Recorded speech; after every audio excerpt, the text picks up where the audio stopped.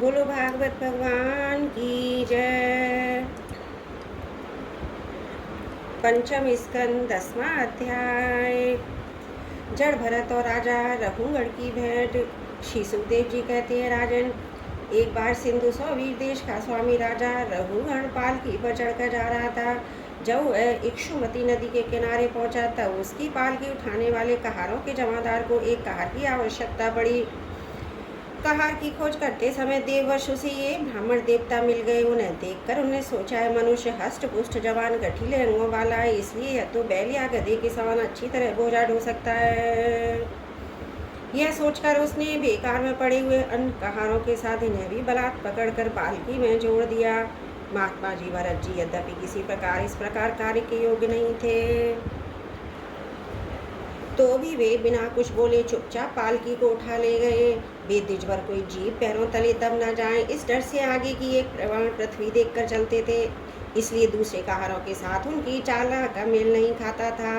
अतः जब पालकी टेढ़ी सीधी होने लगी तब वह देखकर राजा रघुगण ने पालकी उठाने वालों से कहा, अरे कहारो, अच्छी तरह चलो, पालकी को इस प्रकार ऊंची नीची करके क्यों चलते हो।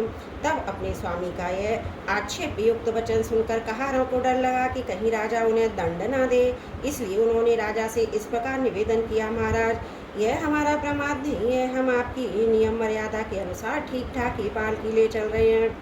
यह एक नया कहार अभी पालकी में लगाया गया है, तो भी यह जल्दी जल्दी नहीं चलता, हम लोग इसके साथ पालकी नहीं ले जा सकते।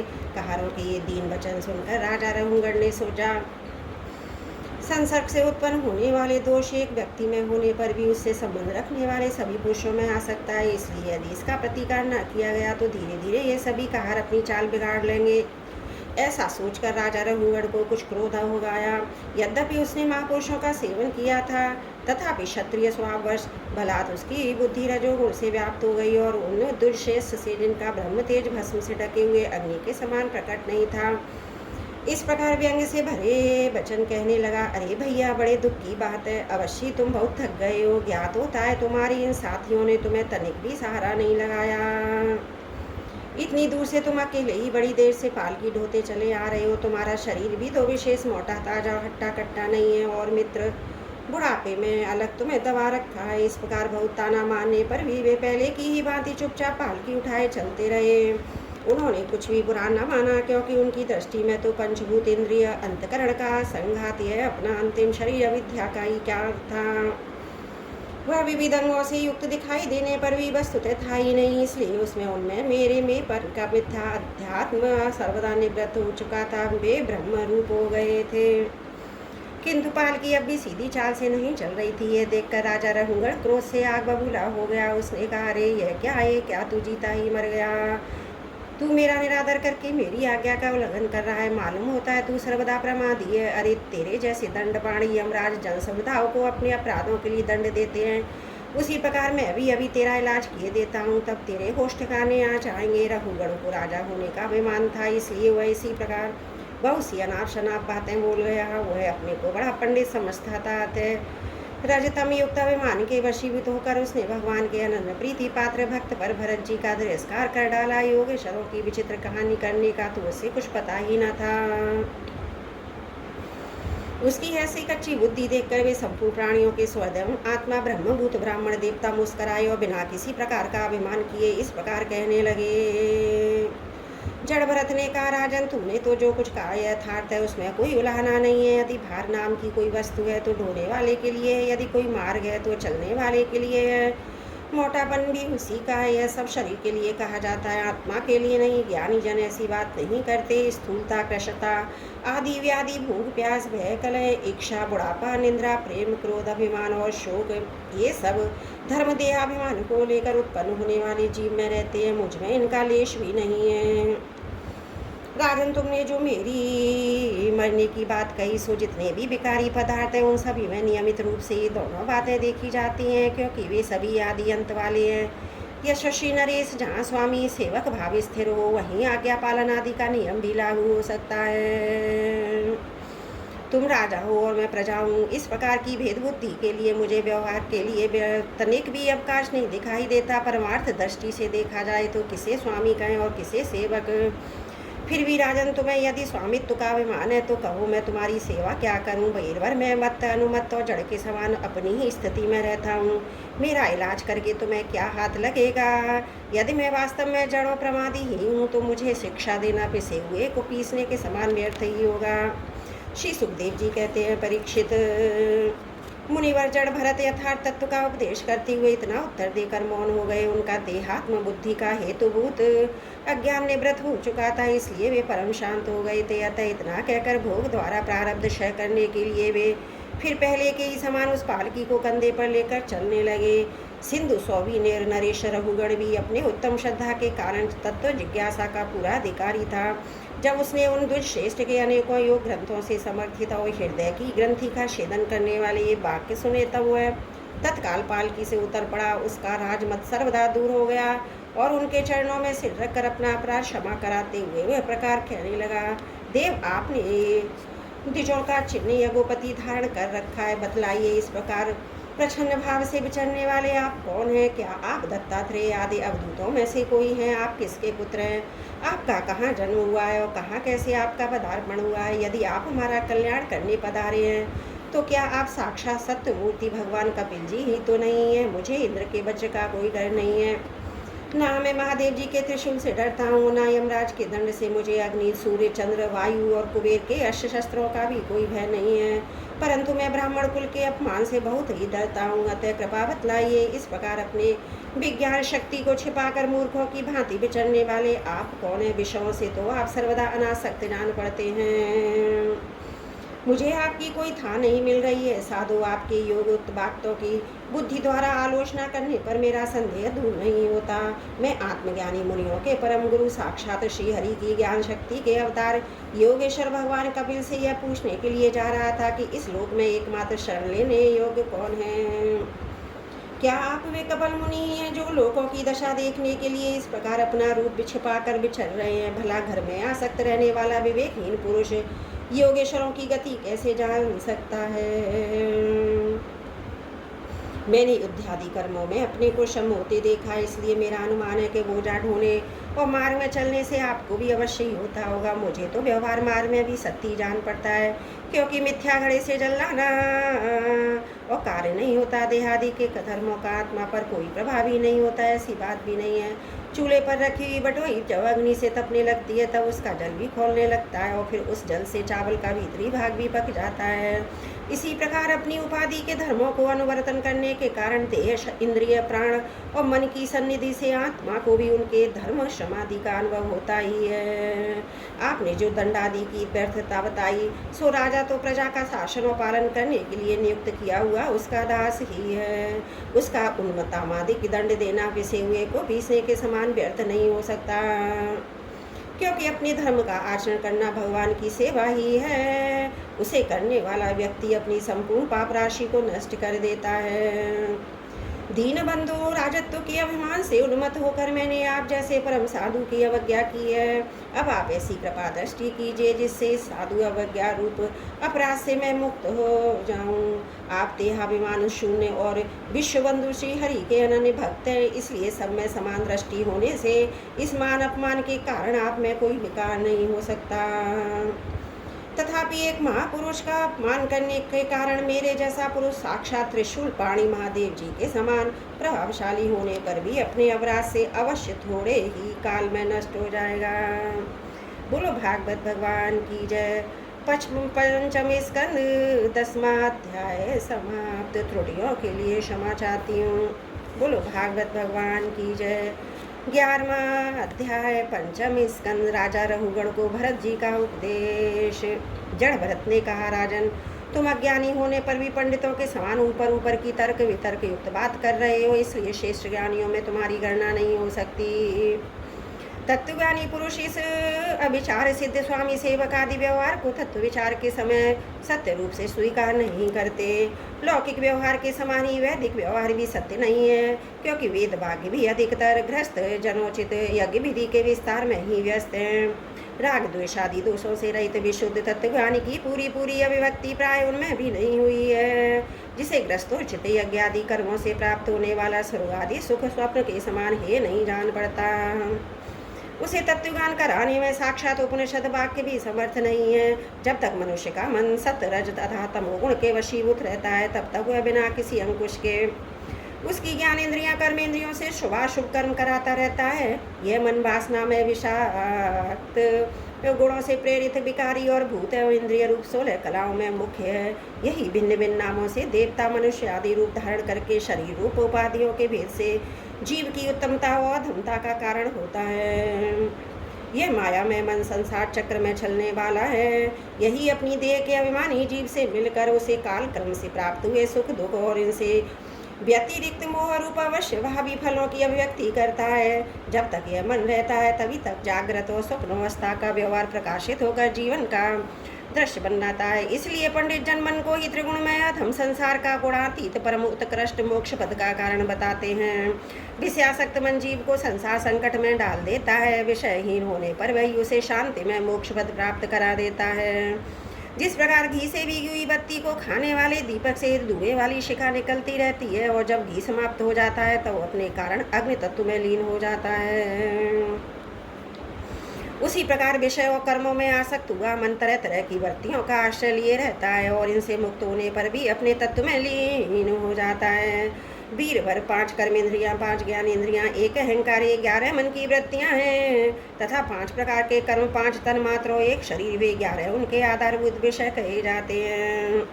गंध रूप स्पर्श रस और शब्द, ये 5 ज्ञानेंद्रियों के विषय हैं। मल त्याग संभोग गमन भाषण लेना देना आदि व्यापार ये 5 कर्मेंद्रियों के विषय हैं तथा शरीर को यह मेरा है इस प्रकार स्वीकार करना अहंकार का विषय है। कुछ लोग अहंकार को मन की ही 12वीं वृत्ति और आश्रय शरीर को 12वां विषय मानते हैं।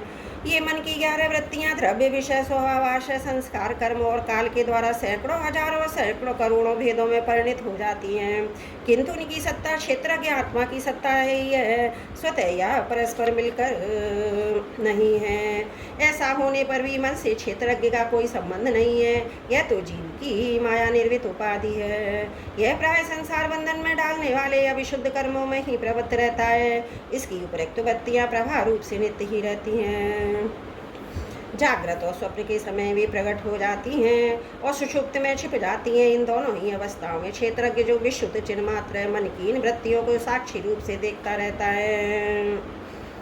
यह क्षेत्रज्ञ परमात्मा सर्वव्यापक जगत का आदि कारण परिपूर्ण अपरोक्ष स्वयं प्रकाश सजन्मा ब्रह्मादि का भी नियंता और अपने अधीन रहने वाली माया के द्वारा सबके अंतकरण में रहकर जीवों को प्रेरित करने वाला समस्त भूतों का आश्रय रूप भगवान वासुदेव हैं। जिस प्रकार वायु संपूर्ण स्थावर जंगम प्राणियों में प्राण रूप से प्रविष्ट होकर उन्हें प्रेरित करती है, उसी प्रकार यह परमेश्वर भगवान वासुदेव सर्व साक्षी आत्मस्वरूप से संपूर्ण प्रपंच में ओतप्रोत हैं। राजन, जब तक मनुष्य ज्ञान उदय होने के द्वारा इस माया का तिरस्कार कर उसकी आसक्ति छोड़कर काम क्रोध आदि 6 शत्रुओं को जीत कर आत्म तत्व को नहीं जान लेता, जब तक वह आत्मा के उपाधि रूप मन को संसार दुख का क्षेत्र नहीं समझता, तब तक वह इस लोक में यूं ही भटकता रहता है। क्योंकि यह चित्त उसके शोक मोह राग द्वेष रोग और वैर आदि के संस्कार और ममता की वृद्धि करता रहता है। यह मन ही तुम्हारा बड़ा बलवान शत्रु है। तुम्हारी उपेक्षा करने से इसकी शक्ति और भी बढ़ गई है। यह यद्यपि स्वयं तो सर्वदा मिथ्या है, तथापि इनसे तुम्हारे आत्मस्वरूप को आच्छादित कर रखा है। इसलिए तुम सावधान होकर श्री गुरु और हरि के चरणों की उपासना के अस्त्र से इसे मार डालो। बोलो भागवत भगवान की जय। पंचम स्कंद 11वां अध्याय समाप्त। त्रुटियों के लिए क्षमा चाहती हूँ। बोलो भागवत भगवान की जय। पंचम स्कंद 12वां अध्याय। रघुगण का प्रश्न और भरत जी का समाधान। राजा रघुगण ने कहा, भगवान मैं आपको नमस्कार करता हूँ। आपने जगत का उद्धार करने के लिए देह धारण की है। योगेश्वर अपने परमानंद में स्वरूप का अनुभव करके आप इस स्थूल शरीर से उदासीन हो गए हैं तथा एक जड़ ब्राह्मण के वेश से अपने नित्य ज्ञान में स्वरूप को जनसाधारण की दृष्टि से ओझल किए हुए हैं। मैं आपको बार बार नमस्कार करता हूँ। ब्राह्मण जिस प्रकार ज्वर से पीड़ित रोगी के लिए मीठी औषधि और धूप से तपे हुए पुरुष के लिए शीतल जल अमृत तुल्य होता है, उसी प्रकार मेरे लिए जिसकी विवेक बुद्धि को देहाभिमान रूप विषैले सर्प ने डस लिया हो, आपके वचन अमृत में औषधि के समान हैं। देव, मैं आपके अपने संशयों की निवृत्ति तो पीछे कराऊंगा। पहले तो इस समय आपने जो आध्यात्म योग में उपदेश दिया है उसी को सरल करके समझाइए। उसे समझने की मुझे बड़ी उत्कंठा है। योगेश्वर, आपने तो ये कहा कि भार उठाने की क्रिया तथा उससे तो श्रमरूप फल होता है, वे ही दोनों प्रत्यक्ष होने पर भी केवल व्यवहार मूलक ही हैं, वास्तव में सत्य नहीं है। वे तो विचार के सामने कुछ भी नहीं ठहरते। सो इस विषय में मेरा मन चक्कर खा रहा है। आपके इस कथन का मर्म मेरी समझ में नहीं आ रहा है। जड़ भरत ने कहा पृथ्वी पते, यह पृथ्वी का विकार है। पाषाण आदि का इसका क्या भेद है? जब यह किसी कारण से पृथ्वी पर चलने लगता है तब इसके भारवाही आदि नाम पड़ जाते। इसके दो चरण उनके ऊपर क्रमशः टखने, पिंडली, घुटने, जांघ, कमर, वक्ष स्थल, गर्दन, कंधे आदि अंग हैं। कंधों के ऊपर लकड़ी की पालकी रखी हुई है, उसमें भी साओ विराज नाम का एक पार्थिव विकारी है, जिसमें आत्मबुद्धि रूप अभिमान करने से तुम, मैं सिंधु का देश राजा हूँ, इस प्रबल मत से अंधे हो रहे हो। किंतु इसी से तुम्हारी कोई श्रेष्ठता सिद्ध नहीं होती। वास्तव में तो तुम बड़े क्रूर और भ्रष्ट ही हो। तुमने इन बेचारे दीन दुखियां कहारों को बेकार में पढ़कर पालकी में जोत रखा है, फिर महापुरुषों की सभा में बढ़ चढ़ कर बातें बनाते हो कि मैं लोगों की रक्षा करने वाला हूँ। यह तुम्हें शोभा नहीं देता। हम देखते हैं कि संपूर्ण चराचर भूत सर्वदा पृथ्वी से उत्पन्न होते हैं, पृथ्वी में लीन होते हैं, अतः उनके क्रियाभेद के कारण जो अलग अलग नाम पड़ गए हैं, बताओ तो उनके सिवा व्यवहार का और क्या मूल है? इस प्रकार पृथ्वी शब्द का व्यवहार भी मिथ्या ही है, वास्तविक नहीं है, क्योंकि ये अपने उपादान कारण सूक्ष्म परमाणुओं में लीन हो जाती है, जिनके मिलने से पृथ्वी रूप कार्य की सिद्धि होती है। वे परमाणु अविद्यावश मन से ही कल्पना किए हुए हैं, वास्तव में उनकी भी सत्ता नहीं है। इसी प्रकार और भी जो कुछ पुतला और मोटा छोटा बड़ा कार्य कारण तथा चेतन अचेतन आदि गुणों से युक्त देत प्रपंच है, उसे भी द्रव्य स्वभाव आशय काल और कर्म आदि नामों वाली भगवान की माया का ही कार्य समझो। विशुद्ध परमार्थ रूप अद्वितीय तथा भीतर बाहर के भेद से रहित परिपूर्ण ज्ञान ही सत्य वस्तु है। वह सर्वांतरवर्ती और सर्वदा निर्विकार है, उसी का नाम भगवान है और उसी को पंडित जन वासुदेव कहते हैं। रघुगण महापुरुषों के चरणों की धूलि से अपने को नहलाए बिना केवल तप यज्ञ आदि वैदिक कर्म अन्नादि के दान, अतिथि सेवा, दीन सेवा और ग्रस्तोचित धर्मानुष्ठान, वेद अध्ययन अथवा जल अग्नि या सूर्य की उपासना आदि किसी भी साधन से यह परमात्मा ज्ञान प्राप्त नहीं हो सकता। इसका कारण है कि महापुरुषों के समाज में सदा पवित्र कीर्ति श्री हरि के गुणों की चर्चा होती रहती है, जिससे विषय वार्ता तो पास ही नहीं भटकने पाती। और जब भगवत कथा का नित्य प्रति सेवन किया जाता है तब वह मोक्षाकांक्षी पुरुष की शुद्ध बुद्धि को भगवान वासुदेव में लगा देती है।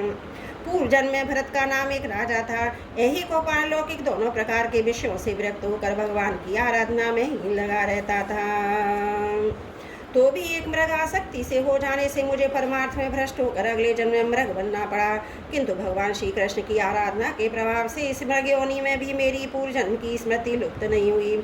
इसी से अब मैं जन संसर्ग से डरकर सर्वदा असंग भाव से गुप्त रूप से ही विचरता रहता हूँ।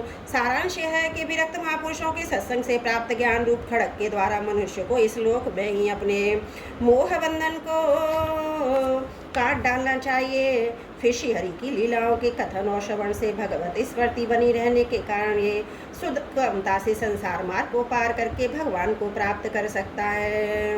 बोलो भागवत भगवान की जय। पंचम स्कंद 12वां अध्याय समाप्त। त्रुटियों के लिए क्षमा चाहती हूँ। बोलो भागवत भगवान की जय। पंचम स्कंद 13वां अध्याय भवाटवी का वर्णन और रहुगण का संशय नाश। जड़ भरत ने कहा, राजन, यह जीव समूह सुखरूप धन में आसक्त देश देशांतर में घूम फिर कर व्यापार करने वाले व्यापारियों के दल के समान है। इसे माया ने दुस्तर प्रवृत्ति मार्ग में लगा दिया है, इसलिए इसकी दृष्टि सात्विक राजस तामस भेद से नाना प्रकार के कर्मों पर की जाती है। उन कर्मों में भटकता यह संसार रूप जंगल में पहुंच जाता है। वहाँ इसे तनिक भी शांति नहीं मिलती। महाराज, उस जंगल में 6 डाकू हैं। इस बड़े समाज का नायक बड़ा दुष्ट है। उसके नेतृत्व में ये वहाँ पहुँचता है, तब ये लुटेरे बलात् इसका सब माल मत्ता लूट लेते हैं तथा भेड़िए इस प्रकार भेड़ों के झुंड में घुसकर उन्हें खींच ले जाते हैं। उसी प्रकार इसके साथ रहने वाले गीदड़ी उसे असावधान देकर इसके धन को इधर उधर खींचने लगते हैं। वह जंगल बहुत सी लता घास और झाड़ झंझाड़ के कारण बहुत दुर्गम हो रहा है। उसमें तीव्र डांस और मच्छर इसे चैन नहीं लेने देते। वहाँ से कभी तो गंधर्व नगर दिखने लगता है, कभी कभी चमचमाता हुआ अति चंचल अगिया बेताल आंखों के सामने आ जाता है। यह बड़े समुदाय इस वन में निवास स्थान जल धन आदि में आसक्त होकर इधर उधर भटकता रहता है। कभी वह मंडल से उठी हुई धूल के द्वारा सारी दिशाएं धूमाक्षित सी हो जाती हैं और इसकी आंखों में भी धूल भर जाती है, तो इसे दिशाओं का भी ज्ञान नहीं रहता। कभी इसे दिखाई न देने वाले झींगरों का कर्णकटु शब्द सुनाई देता है, कभी उल्लुओं की बोली से इसका चित्त व्यथित हो जाता है, कभी इसे भूख सताने लगती है तो निंदनीय वृक्षों का ही सहारा टटोलने लगता है, कभी प्यास से सहारा लेकर और व्याकुल होकर मृग तृष्णा की ओर दौड़ता रहता है, कभी जलहीन नदियों की ओर जाता है, कभी अन्न न मिलने पर आपस में एक दूसरे से भोजन प्राप्ति की इच्छा करता है, कभी दावानल में घुसकर अग्नि से झुलस जाता है, कभी यक्ष लोग इसके प्राण खींचने लगते हैं तो यह खिन्न होने लगता है, कभी अपने से अधिक बलवान लोग इसका धन छीन लेते हैं तो यह दुखी होकर शोक और मोह से अचेत हो जाता है, कभी गंधर्व नगर में पहुंचकर घड़ी भर के लिए सब दुख भूलकर खुशी मनाने लगता है, कभी पर्वतों पर चढ़ना चाहता है तो कांटे और कंकड़ों द्वारा पैर छलनी से उदास मन हो जाता है, कुटुंब बहुत बढ़ जाता है, उदर पूर्ति का साधन नहीं होता तो भूख की ज्वाला से संतप्त होकर अपने ही बंधु बांधवों पर खींचने लगता है, कभी अजगर सर्प का ग्रास बनकर वन में फेंके हुए मुर्दे के समान पड़ा रहता है, उस समय से कोई सुध बुध नहीं रहती, कभी दूसरे विषैले जंतु इसे काटने लगते हैं तो उनके विष के प्रभाव से अंधा होकर किसी अंधे कुएं में गिर जाता है और दुख में अंधकार में बेहोश पड़ा रहता है, कभी मधु खोजने लगता है तो मक्खियां इसके नाक में दम कर देती हैं, इसका सारा अभिमान नष्ट हो जाता है। यदि किसी प्रकार अनेकों कठिनाइयों का सामना करके भी मिल भी गया तो बलात् दूसरे लोग इसे छीन लेते हैं, कभी शीत घाम आंधी वर्षा से अपनी रक्षा करने में असमर्थ हो जाता है, कभी आपस में थोड़ा बहुत व्यापार करता है तो धन के लोभ से दूसरों को धोखा देकर उनसे बैर ठान लेता है, कभी कभी संसार वन में इसका धन नष्ट हो जाता है तो उसके पास शैया आसन रहने के लिए स्थान सैर सपाटे के लिए सवारी आदि भी नहीं रहते, तब दूसरों से याचना करता है, मांगने पर भी दूसरों से जब उसे अभिलषित वस्तु नहीं मिलती तब पराई वस्तुओं पर अनुचित दृष्टि रखने के कारण इसे बड़ा तिरस्कार सहना पड़ता है। इस प्रकार व्यवहारिक संबंध के कारण एक दूसरे से द्वेषभाव बढ़ जाने पर भी यह बड़े समूह आपस में व्यवहारिक संबंध स्थापित करता है, फिर इस मार्ग में तरह तरह के कष्ट और धन क्षय आदि संकटों को भोगते भोगते मृतकवत हो जाता है। साथियों में से जो मरते जाते हैं उन्हें जहाँ का तहाँ छोड़कर नवीन उत्पन्न हो साथ लिए बनिजारों का समूह बराबर आगे ही बढ़ता रहता है। वीरवर उनमें से कोई भी प्राणी ना तो आज तक वापस लौटा है और न किसी से संकटपूर्ण मार्ग को पार करके परमानंद योग का ही शरण ली है। जिन्होंने बड़े बड़े दिक्पालों को जीत लिया है वे धीर वीर पुरुष भी पृथ्वी में यह मेरी है ऐसा अनुमान करके आपस में बैठान कर संग्राम भूमि में जूझ जाते हैं, तो भी उन्हें भगवान विष्णु का अविनाशी पद नहीं मिलता जो बैरहीन परमहंसों को प्राप्त होता है। इस भवाटीवी में भटकने वाला यह बनिजारों का दल कभी किसी लता की डालियों का आश्रय लेता है, उस पर रहने वाले मधुरभाषी पक्षियों के मुंह में फंस जाता है, कभी सिंहों के समूह से भय मानकर बगुला कंक और गिद्धों से प्रीति करता है तब उनसे धोखा उठाता है, तब हंसों की पंक्ति में प्रवेश करना चाहता है किंतु उसे उनका आचार नहीं सुहाता, इसलिए वानरों में मिलकर उनकी जाति स्वभाव के अनुसार दाम्पत्य सुख में रत रहकर विषय भोग से इंद्रियों को तृप्त करता रहता है और एक दूसरे का मुख देखते देखते अपनी आयु की अवधि को भूल जाता है। वहाँ वृक्षों में क्रीड़ा करता हुआ पुत्र और स्त्री के स्नेह पाश में बन जाता है। इसमें मैथुन की वासना इतनी बढ़ जाती है कि तरह तरह के दुर्व्यवहार में दीन होने पर भी विवश होकर अपने बंधन को तोड़ने का साहस नहीं कर पाता। कभी असावधानी से पर्वत की गुफा में गिरने लगता है तो उसमें रहने वाले हाथी से डरकर किसी लता के सहारे लटका रहता है। शत्रु दमन यदि किसी प्रकार से इस प्रकार आपत्ति से छुटकारा मिल जाता है तो वह फिर अपने गोल में मिल जाता है। जो मनुष्य माया की प्रेरणा से एक बार इस मार्ग में पहुंच जाता है उसे भटकते भटकते अंत तक अपने परम पुरुषार्थ का पता नहीं लगता। रघुवर तुम भी इसी मार्ग में भटक रहे हो, इसलिए प्रजा को दंड देने का कार्य छोड़कर समस्त प्राणियों को सुहृद हो जाओ। विषय में अनासक्त होकर भगवत सेवा से तीक्ष्ण किया हुआ ज्ञान रूप खड़ग लेकर इस मार्ग को पार कर लो। राजा रघुवर ने कहा, अहो समस्त योनियों में मनुष्य जन्म ही श्रेष्ठ है, अन्य अन्य लोगों में प्राप्त होने वाले देवादि उत्कृष्ट जन्मों से भी क्या लाभ है। जहाँ भगवान ऋषिकेश के पवित्र यश से शुद्ध अंतकरण वाले आप जैसे महात्माओं का अधिकाधिक समागम नहीं मिलता, आपके चरण कमलों की रज का सेवन करने से जिनके सारे पाप ताप नष्ट हो जाते हैं, उन महानुभावों को भगवान की विशुद्ध भक्ति प्राप्त होना कोई विचित्र बात नहीं है। मेरा तो आपके 2 घड़ी सत्संग से ही सारा कुतर्क मूलक अज्ञान नष्ट हो गया।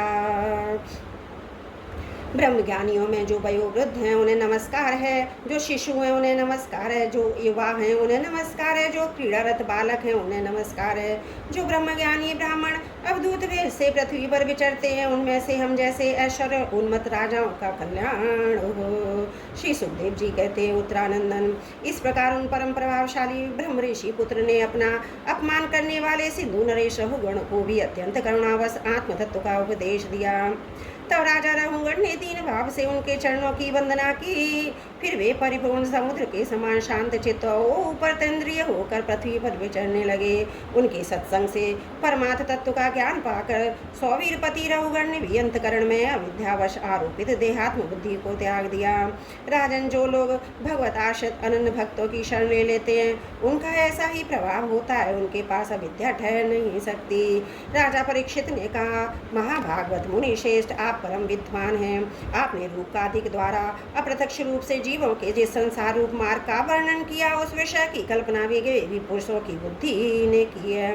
वह अल्प बुद्धि वाले पुरुषों की समझ में सुगमता से नहीं आ सकता। अतः मेरी प्रार्थना है कि इस दुर्बोध विषय को रूपक का स्पष्टीकरण करने वाले शब्दों से खोलकर समझाइए। बोलो भागवत भगवान की जय। पंचम स्कंद 13वां अध्याय समाप्त। त्रुटियों के लिए क्षमा प्रार्थी हूँ।